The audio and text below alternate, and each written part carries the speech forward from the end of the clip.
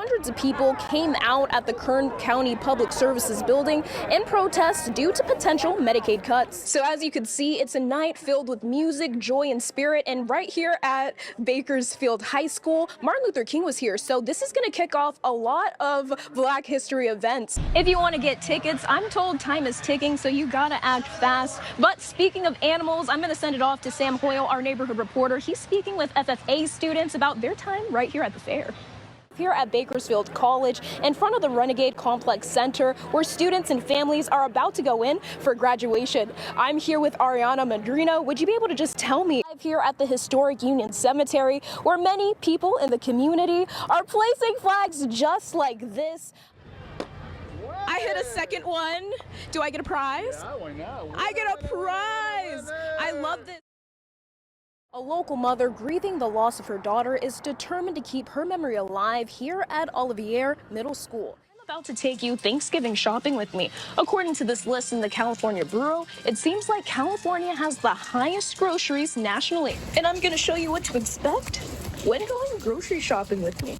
Tyus Rush tragically lost his life right here off of Plains Road, and his family is still mourning his death, trying to find answers from the Bakersfield Police Department and who's responsible for his death. Pharmacies all across California are preparing for major changes coming to Medi-Cal that will not only impact their operations, but how you get your medications over the counter. A Bakersfield family searching for their missing daughter tells me that her last known location was right here off of Monitor and Pacheco Street, and all they want is answers to her disappearance. Buckling up. And keeping your child safe this summer is key, as driving crashes and deaths continue to rise nationwide and in Kern County under the ages of 21. Shopping in the state of California is about to look a little bit different. Starting in 2026, the bags that you tend to get over the counter are going to be phased out for paper ones and reusable ones. Eating healthy may soon cost you more, as the price of fresh produce continues to rise and local grocery stores are feeling those impacts. July is when shelters tend to see an influx of animals, so preparing your animals before the fireworks boom is key, so they don't end up right here. One local mother's wish was to have her daughter's name heard and said at graduation, and thanks to the community support, that wish is coming true. I'm Chantaye Imani, your Bakersfield neighborhood reporter. Daniela Garcia sits among the crowd of parents for what her daughter, Hasid Garcia, should have experienced, a middle school graduation. If I could give anything in the world to have her back, I would. Just to hear her daughter's name at graduation, you wouldn't think she would have had to go through obstacles yet. Would you be able to tell me one more time all the hard work you went through just to hear your daughter's name? I started off with the principal of the school, then I went through the supervisor of districts, and then I went through the actual superintendent of districts, and then from there I started doing a petition online. At first, Greenfield Union School District didn't want to say Hasid Garcia's name because she committed suicide. Persistence, some others' love, and the community support, the school finally agreed to say, in memoriam, the first name read of the class of 2025, Hasid Garcia. She says saying Hasid Garcia is more than just a name. She was a star student, a kind soul, and a representation of the names of lives lost who weren't honored.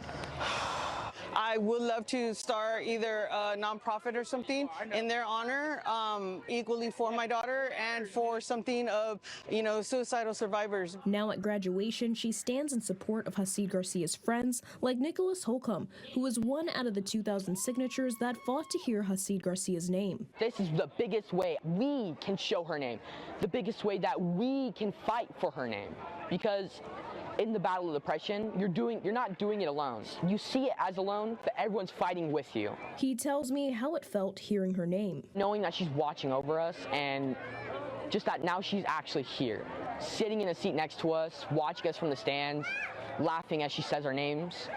That's how it felt. That's her.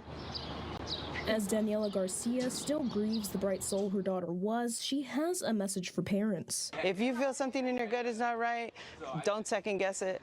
Don't talk to them. Even if they're going to be mad at you, at least you help them.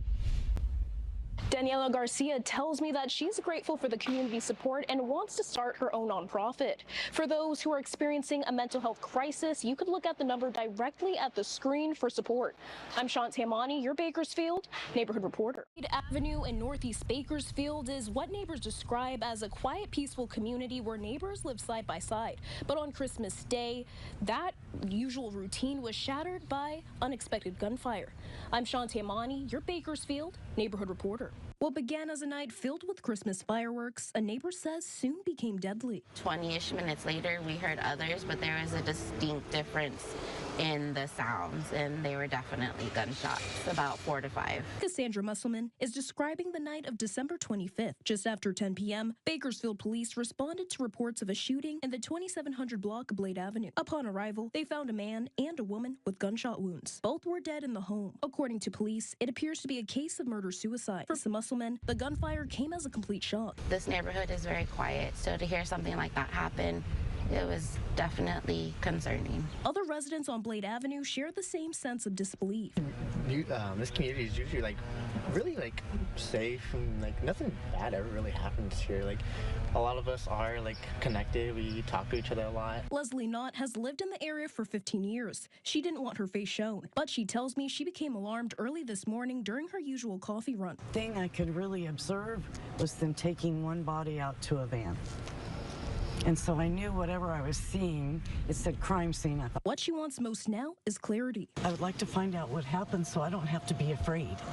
Was it a random person that went and murdered? Even visitors like Valerie Fuentes say the news has been deeply unsettling. We have an 8-year-old at the house. She felt like, what if it happened here, you know?